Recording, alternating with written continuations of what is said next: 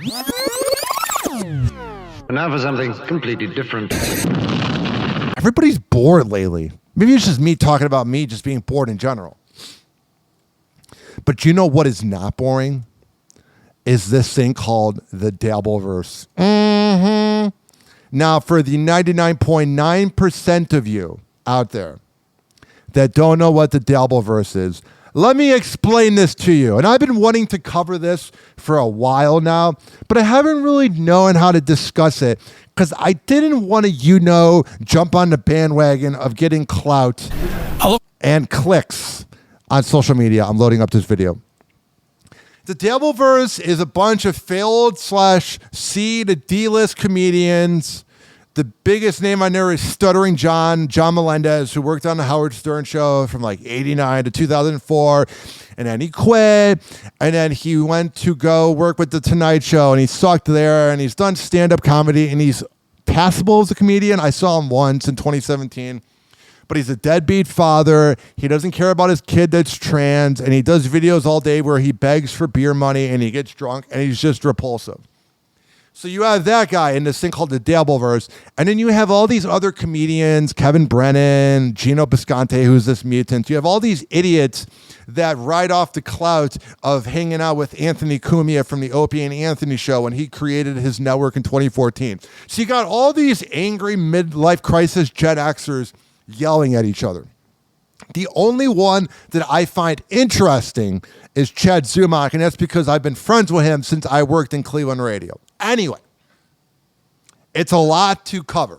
It's a lot to discuss. Because when you look at it, you're like, you're just a bunch of dweebs doing podcasts. But then I go, what am I? I'm just kidding. I'm not a dweeb. But a lot of times I've been wanting to critique this whole world known as the Dabbleverse. But I go, I'm going to appear like a clout chaser, like somebody that wants the clicks.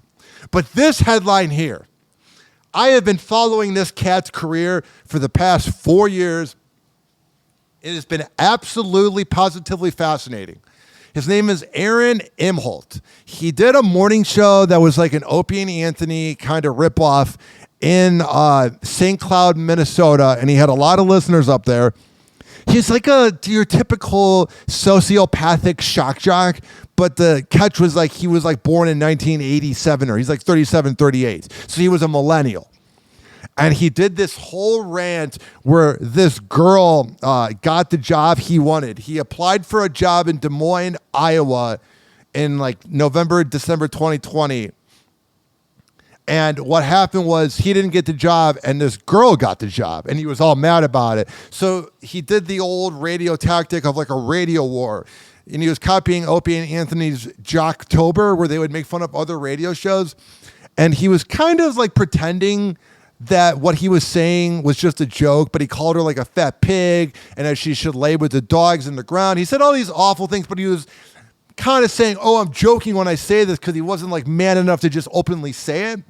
Anyway, every single feminist in radio is like, this guy sucks. The next day, he's fired from his job. It made all the radio news. Everybody was talking about Steel Toe Morning Show in Minnesota. So the last 2 years, this dude who does like a spot-on Anthony Cumia impersonation. I've had people compare me to Bubba, T-Man, Mancow, Howard Stern, Opie and Anthony, other people, Rover. They go, you remind me of those guys all the time. But I try to have like an original personality when I do it, like to try to like not emulate the 2000s humor and the way they talk. But I'm telling you right now, this headline gets even more fascinating. So this dude starts dating this girl that he cheated on his pregnant wife with. And she just looks like your typical side chick. Like she's got tattoos. And she's just skanky, man. Like she's not bad looking. She's definitely like a 10 out of 10 in St. Cloud, Minnesota. Anywhere else, you just look at her and you're like, ugh. And she does OnlyFans and that. Her name is April. And Aaron and April had this really bad breakup in April. Oh, wow. That works. And it just has been crazy to watch. Well, here is an interesting headline. He was interviewing and doing a podcast with this drunken loser podcaster named Geno Bisconte, who's engaged to this girl named like Keanu C Thompson, who is just this girl that shows off every single part of her body on OnlyFans. And he's like 57 and she's like 37. And Aaron was trying to be cool on the show. He was interviewing Geno, and he's like, I got a naked picture of this woman. I believe it's his rival's wife. And he sent it to him on the live stream. Well, Geno's girlfriend doesn't like Aaron, so then Geno becomes a bitch and rats on Aaron. And then Aaron gets into a little bit of trouble with the police. Whoa! Happy hot topic! Right here. He made the news. A local podcaster is now facing charges for something he allegedly did while live streaming his show. Aaron Imholte is the host of the Steel Toe Morning Show. You can look at the reporter doing the news clip, and I'll tweet this out at Hoppe Radio. He has this look like, why am I talking about this? We got plenty of crime in Minneapolis. We're home of Derek Chauvin. That has been on the air for at least a decade. Fox 9's Karen Scullin joins us now to explain what is happening here. Karen? He's like, what the hell is going on? 37-year-old Aaron Imholte made his first court appearance this morning for disseminating private sexual images without consent. Uh-oh. But he appeared to do this while actually live streaming. I bet you thought I wasn't coming.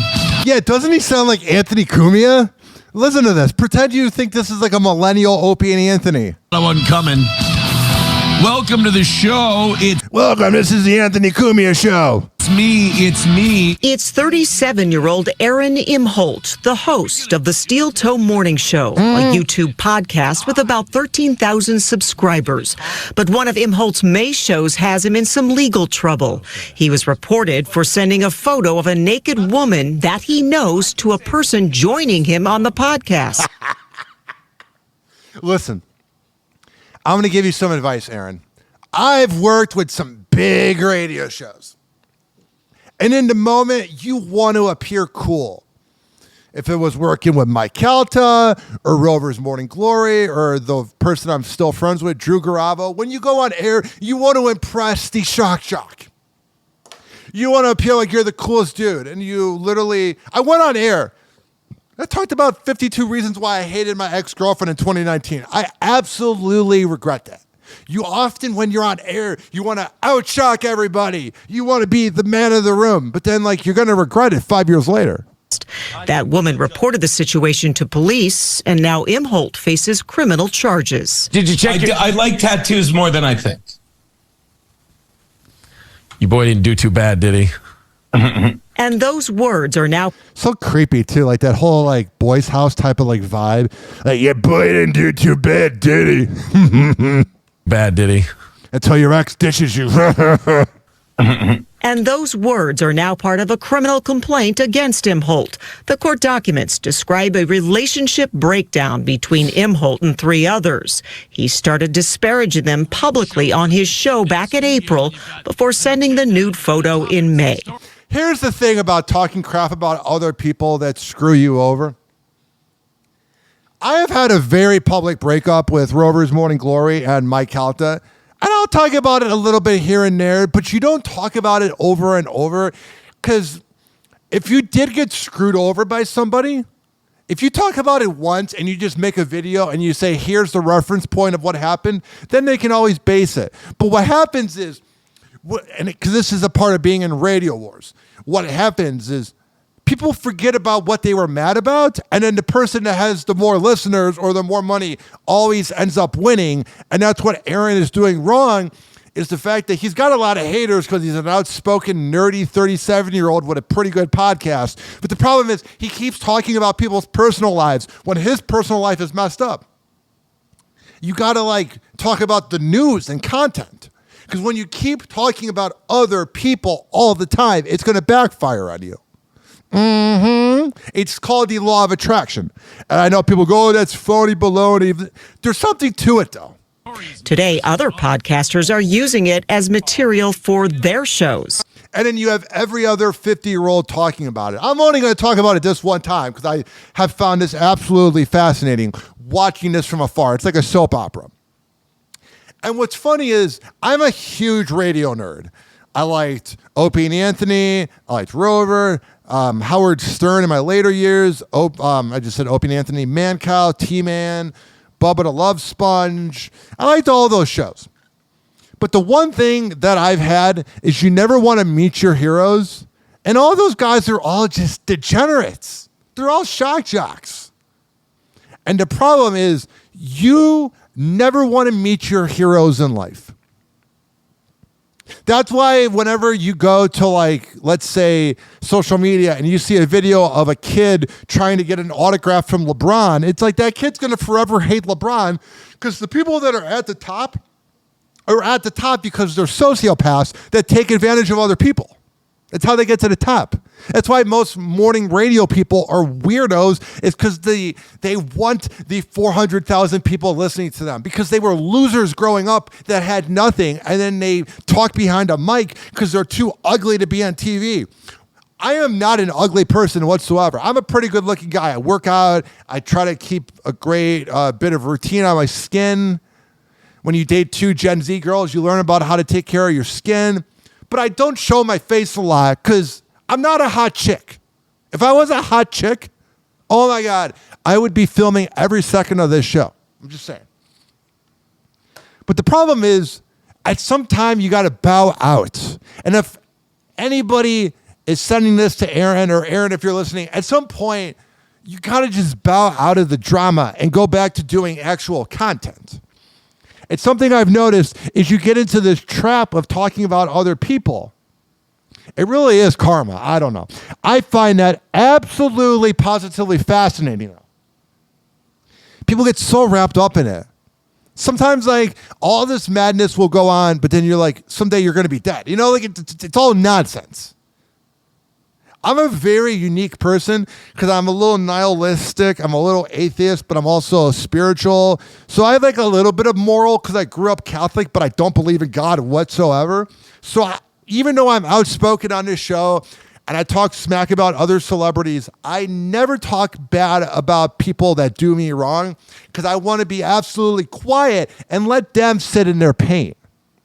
That's what Aaron is doing wrong, is he's responding to all his haters. And also, this is going to be the only time we're going to talk about other 50-year-old dudes doing podcasts, because frankly, it's not that interesting. Happy Hour. Happy Hour. It's time for Hoppe in the morning. RyanHoppeRadio.com. Like that?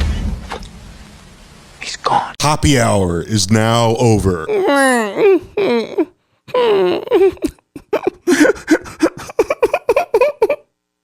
Happy Hour is now over.